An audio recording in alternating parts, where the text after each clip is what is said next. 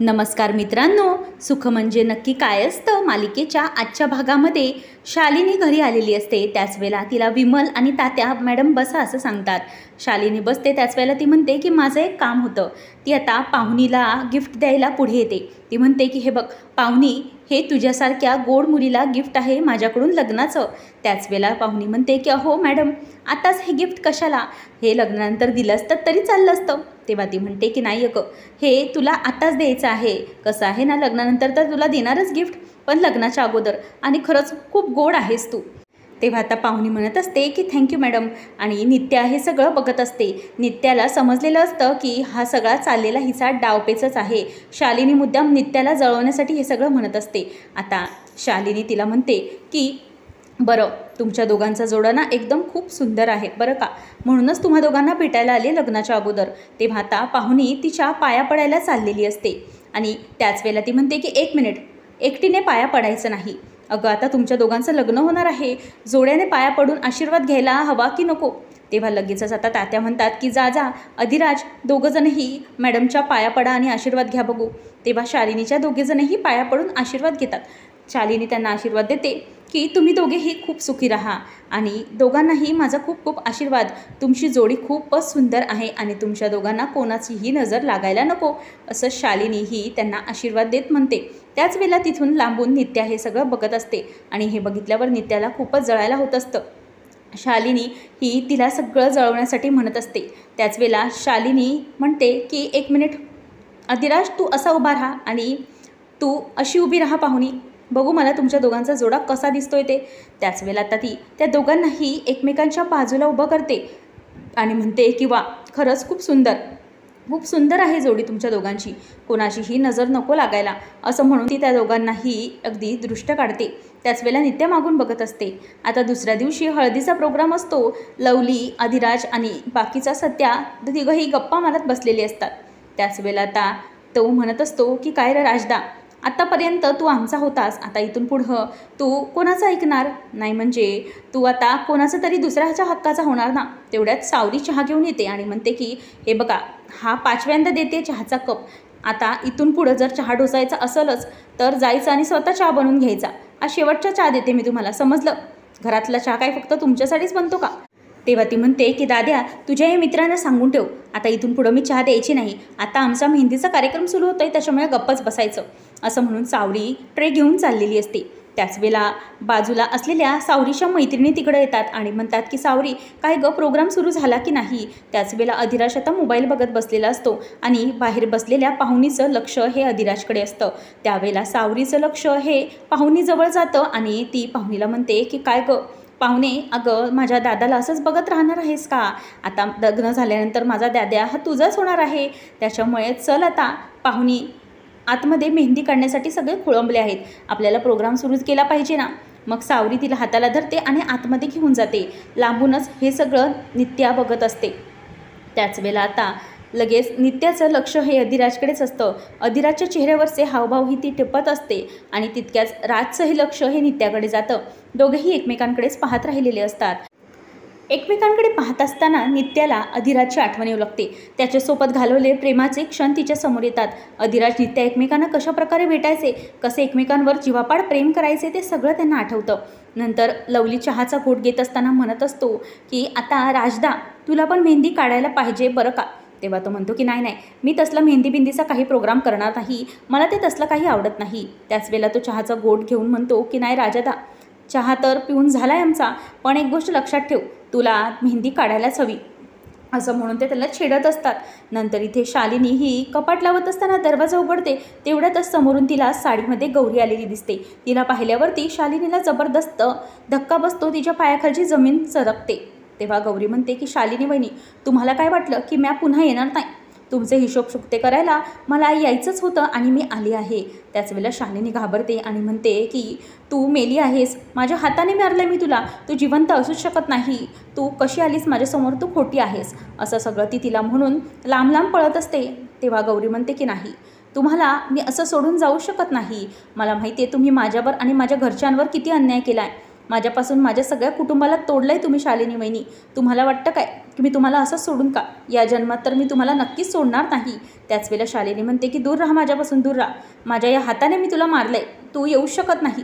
त्याच वेळेला आम्ही आलोय असं म्हणून जयदीप मागून येतो. तो म्हणतो की शालिनी वहिनी, तुम्हाला काय वाटलं तुमचा पापांचा घडा कधी भरणार नाही? भरणार, याच जन्मात भरणार. आम्ही तो भरायलाच आलेलो आहे तुमच्यासमोर. तेव्हा तिला तिथे जयदीप दिसल्यावर आणखीनच हादरते. नंतर आता तो म्हणतो की शालिनी वहिनी, तुम्हाला आम्ही आता सोडणार नाही. आम्हाला देवीने पुन्हा जन्म दिलेला आहे तुमचा अंत करण्यासाठी. तिच्याच म्हणण्यानुसार आम्ही पुन्हा जन्म घेतला आहे आणि आता तुमच्यावरचा सूड आम्ही उगवणार. आम्ही तुम्हाला सोडणार नाही. आम्ही तुमची हिशोब चुकते करूनच ठेवणार. तर शालिनी झोपेतूनच उठते आणि जोरजोरात बुंबलायला लागते. तिला हे पडलेलं एक वाईट स्वप्न असतं हे तिच्या लक्षात येतं. नंतर ती बुंबलते आणि म्हणते की वाचवा वाचवा. तेव्हा सोमनाथ येतो आणि म्हणतो की मॅडम साहेब, काय झालं काय? तुम्ही कशाला ओरडताय? तेव्हा ती म्हणते की जयदीप गौरी. तेव्हा तो म्हणतो की काय जयदीप गौरी? तेव्हा तो म्हणतो की कुठे आले जयदीप गौरी? शालिनी म्हणते की अरे, मला स्वप्न पडलं होतं आणि बरेच दिवसानंतर हे स्वप्न पडलं. हल्ली कितीतरी दिवस मला जयदीप आणि गौरी स्वप्नात दिसले नव्हते. हे नित्या आणि अधिराज भेटल्यापासून ते जयदीप गौरी तर म्हणजे स्वप्नात पण आले नाहीत. पण आज अचानक कसे काय आले? मला कळत नाही काय होतं ते. तेव्हा सोमनाथ म्हणतो की मॅडम, मी तिकडे जाऊन बघू का नेमकं काय घडतंय ते? तेव्हा ती म्हणते की नाही, त्याची काहीच गरज नाही आहे. अचानक कसे आले स्वप्नात पडले तेच मला कळले नाहीत. त्याच वेळेला तो म्हणतो की मॅडम साहेब, मला तर वाटतं की जेव्हापासून त्या नित्याने तुमची फाईल बघितली ना, तेव्हापासून तुम्हाला भीती वाटते ना, आणि तेव्हाच तुम्हाला हे स्वप्न वगैरे पडलं तर नसेल ना? तेव्हा शालिनी म्हणते की हो, मलाही तेच वाटतंय. बरोबरच आहे. जेव्हापासून त्या नित्याने फाईल बघितली ना, तेव्हापासून मला आता स्वप्न पडायला सुरुवात झालेली आहे. त्यानंतर आता इथे मेहंदीचा प्रोग्रामला सुरुवात होत असते. सावरी सगळ्या मैत्रिणींना बोलवते आणि सगळेजण मेहंदीसाठी बसलेले असतात. बायका म्हणतात की चल पाहुणी, मेहंदीच्या कार्यक्रमाला सुरुवात केली पाहिजे ना, पाहुणी कुठं राहिली? तेव्हा सावरी म्हणते की जाग थांब, मी पाहुणीला घेऊन येते. पाहुणी येते. त्याच वेळेला आता विमल सांगते की ये पाहुणी ये, सगळेजण तुझी वाट बघतात आणि जाग सावरी, मेहंदी घेऊन ये. तेव्हा पाहुणी म्हणते की तू कशाला? थांब की मी आणते मेहंदी जाऊन. माझ्यासाठी काय नवीन आहे का हे घर? तेव्हा विमल म्हणते की अगं नाही गं बाळा, तू नवरी मुलगी आहेस, हा तुझा मान आहे पहिला मेहंदीचा, म्हणूनच तुला मी बसायला सांगते आणि सावरी घेऊन येईल की. तेव्हा ती म्हणते की हे बघ, पहिली मेहंदी आहे ना, मी आपल्या नित्या मॅडमच्या हातावर काढणार आहे. तेव्हा सगळ्यांना धक्का बसतो की हे असं का बोलत आहे, आणि लक्ष्मी पण तिच्याकडे आश्चर्याने बघत राहते. तेव्हा पाहुणी म्हणते की मला तरी वाटतंय की पहिली मेहंदी ही नित्याच्या हातावरच काढली पाहिजे. मी तर राजच्या हाताची मेहंदी काढणार आहे, राजच्या नावाची. पण त्यांना म्हणजेच नित्या मॅडमने आपल्यासाठी घरात खूप काही केले. आता एखाद्या मोलकरणीसाठी लग्नघरात काम तरी करतायत, म्हणूनच त्यांना पहिली मेहंदी लागलीच गेली पाहिजे. थांबा, मी तिच्यासाठी मेहंदी घेऊन येते, असं म्हणून सावरी आतमध्ये जाते. नित्यासाठी ताटात ती मेहंदी काढते आणि त्याच्यामध्ये लाल मिरची पावडर मिसळते, जेणेकरून तिला जास्त जळजळ व्हावी आणि तिला त्रास व्हावा. याच हेतूने ती आता बाहेर ताट घेऊन येते आणि इथे राज हा बाहेर बसलेले असतात. तर लवली, संत्या त्याला म्हणत असतात की राजदा, अजून एकदा चहा झाला तर बरं होईल. अधिराज त्याला म्हणायला लागतो की अरे, आता तू सावरीला सांगितलंस ना, तर ती हालहाल करील आणि हाणाल पण तुला, म्हणून गपचूप बसा. तेव्हा आता इथे बायका जमलेल्या असतात. विमल म्हणते की आमची पाहुणी ना, खरंच तिला कशाचंच काही नाही. तेव्हा इथे लगेच अधिराजला लवली म्हणतो की बरं ऐकलं का, तुला पाहुणीचं नाव काढायला लागेल, NITYA. तेव्हा अधिराज विचार करत राहतो की NITYA ही तर पाहुणीची स्पेलिंग नाही आहे, ही नित्याची स्पेलिंग आहे. नंतर आता लवली आतमध्ये चहा घेण्याच्या बहाण्याने येतो. तेव्हा पाहुणी ही नित्याच्या हाताला मेहंदी लावायला देणार असते. तेव्हा तो विचार करतो की हिचा मान असून ही पहिला मान नित्या मॅडमला कशी काय देते. तेव्हा तो म्हणतो की नाही, हा मान तुझा, तू पहिले मेहंदी लावायची, नाहीतर एक काम करतो, राजदाला देतो. तेव्हा ती मेहंदीचं ताट खेचून घेते आणि मेहंदीच्या ताटातली सगळी मेहंदी ही तिच्या गालावर जाऊन पडते आणि केसांवर जाते. ती जोरजोरात बोंबलते, आरडाओरडा करते आणि मागच्या दाराने बाहेर नळाकडे जाऊन चेहऱ्यावर पाणी मारण्यासाठी जाते. तेव्हा आता लवलीला कळलेलं असतं की हिचा काहीतरी वेगळाच डाव होता. आता ती येते, पाण्याने भरलेल्या बादलीचं मग घेते आणि तो स्वतःच्या चेहऱ्यावर मारून घेते. विमलला कळत नाही की नेमकं हे सगळं काय चालू आहे. विमल म्हणते की अगं पाहुणे, हे सगळं काय करायलीस तू? अगं तू तुझ्या चेहऱ्यावर पाणी का मारतेस? मेहंदीच आहे ती, आणि तुला का जळजळायला होतं आहे? तेव्हा ती म्हणते की अगं जळजळते मला, कारण त्याच्यामुळे थंड वाटत नाही आहे मला, तर जळजळते. मग ती विचारते की कसं काय? थंड वाटायला हवं होतं तुला, त्यात काय होतं? तेव्हा बोलता बोलता ती बोलून जाते की त्यात मिरची पावडर होती. अधिराज म्हणतो की कोणी मिक्स केली? पाहुणे म्हणते की मला काय माहिती. तेव्हा अधिराज सावरीला विचारतो की काय गं, मेहंदी कोणी बनवली? तेव्हा सावरी सांगते की ही मेहंदी पाहुणीनेच बनवली. तेव्हा पाहुणीवरती तो खूप चिडतो आणि म्हणतो की पाहुणे, हे सगळं काय चालू आहे? तेव्हा ती त्याची शपथ दिल्यावर सांगते की हो, हे सगळं मीच केलं आहे. तेव्हा नित्या म्हणते की चला सगळ्यांनी शांत व्हा, आता हा काही विषय काढू नका, घरात पाहुणी मंडळी जमली आहेत, शुभ कार्य आहे, उगाच गोंधळ नको, म्हणून ती सगळ्यांना आतमध्ये यायला सांगते. नित्याच्या समजूतदारपणामुळे पुन्हा मेहंदीचा कार्यक्रम आता सुरू झालेला असतो. त्याच वेळेला सगळ्या बायका ह्या गाणं म्हणत असतात. तेव्हा अधिराजच्या नावाची मेहंदी मोठ्या मोठ्या अक्षरात काढा असं ती मेहंदीवाल्यांना पाहुणी सांगते. त्याच वेळेला त्या पाहुणी आणि बाकीच्या तिच्या हातावर मेहंदी काढत असतात. नंतर पाहुणी म्हणते की चांगली मेहंदी काढायची आहे, मेहंदी चांगलीच रंगली पाहिजे. आणि त्यानंतर इथे आता मेहंदी झाल्यानंतर बाहेर संध्याकाळी लवली आणि संध्या दोघंजणही मस्ती करत असतात. तर विमल आणि तात्या एकमेकांच्या हातावर मेहंदी काढत असतात. तर सावरी ही तिच्या हातावर साखरपाणी लावत असते आणि सावरी म्हणते की अगं पाहुणी, साखरपाणी लावल्यामुळे मेहंदी चांगलीच रंगते. तेव्हा आता लगेच पुढे ती म्हणते की काय रे राज, तुझं माझ्यावर खूप प्रेम आहे ना, म्हणूनच मेहंदी रंगणार. तेव्हा राज म्हणतो की हो बरोबर आहे. आता विमलच्या बाबतीमध्ये लगेचच पोरं म्हणतात की बघा तात्या, मावशीच्या हातावरचा रंग चढला नाही म्हणजे समजून जा की तुमचं त्यांच्यावर प्रेम नाही. मग आहेच विमल मावशी लाटणं घेऊन तयार. तेव्हा तो म्हणतो की नाही रे, लाटणं कसलं, लाटणं मारते का ती नजरेनेच घायाळ करते तिच्या.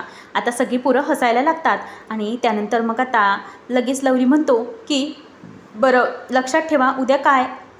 तेव्हा ती म्हणते की पोरांनो, आता सगळेजण जा झोपा, उद्या हळदीचा प्रोग्राम आहे, तुम्ही सगळेजण आम्हाला हवे आहात, लवकर लवकर सकाळी उठा आणि हळदीच्या प्रोग्रामसाठी यायचं आहे. तेव्हा आता तात्या म्हणतात की चला तुम्ही दोघं आता निघा, लवली आणि संत्या चला निघा लवकर. तेव्हा आता विमल म्हणते की बघा पुन्हा जर आलात ना तर फटके भेटतील असं म्हणून ती त्यांना घालवून लावते. आणि आता अशा प्रकारे त्यांची मजा बघूनच अधिराज खूपच हसत असतो आणि अधिराजकडे मुद्दामच पाहुणी बघत असते, कारण नित्याला तिला पूर्णपणे जळवायचं असतं. आता लवली जाता जाता म्हणतो की येतो, आम्ही येतो, आणि मुद्दामच तो सगळं रॅप करून दाखवत असतो आणि तो निघून जातो. अधिराज म्हणतो की हे दोघं ना खरंच येडीखुळी आहेत. नंतर अधिराजकडे लांबूनच नित्या बघत म्हणते की जसा जयदीपची गौरी होती तसाच अधिराजची ही नित्या आहे. असं ऐकल्यानंतर तिला मनातल्या मनात अधिराजची खूपच आठवण येत असते आणि ती त्याच्याकडे लांबूनच बघत असते. पुढच्या भागामध्ये आपण पाहणार आहोत शालिनी ही हळदीच्या प्रोग्राममध्येच नित्याला म्हणते की आता त्या अधिराजची उष्टी हळद पाहुणीच्या अंगाला लागणार आहे, म्हणजे सगळाच खेळ संपला. अधिराजला आता सगळ्या बायका हळद लावत असतात आणि शालिनी देखील तिची हळद लावते. आणि शालिनी जात असताना ती समोरून हे घेऊन आरतीचं ताट घेऊन गौरी येत असते आणि त्याच वेळेला शालिनीचा नित्याला धक्का लागतो आणि धक्का लागल्यामुळे ती पडणार तितक्यातच तिथे अधिराज येतो आणि तिला धरतो. अधिराजने धरल्यामुळे आता जी काही अधिराजची हाताची अंगाची उष्टी हळद असते ती शालिनीला न बघताच गौरीच्या अंगाला लागते आणि गौरी त्यावेळेला त्याच्याकडे बघतच राहते. शालिनी मनातच विचार करते की हे सगळं काय आहे. अशीच सेम गोष्ट ही जयदीप गौरीच्या बाबतीत पण घडली होती आणि हाच प्रसंग जयदीप गौरीच्या बाबतीत घडला होता सेम. तर हे नेमके कोण आहेत, अधिराज नित्य आहेत की जयदीप गौरी, असं म्हटल्यानंतर आता तिला खूपच भीती वाटू लागते. अशाच मालिकांचे लेटेस्ट अपडेट जाणून घेण्यासाठी आजच आपल्या चॅनलला सबस्क्राईब नक्की करा.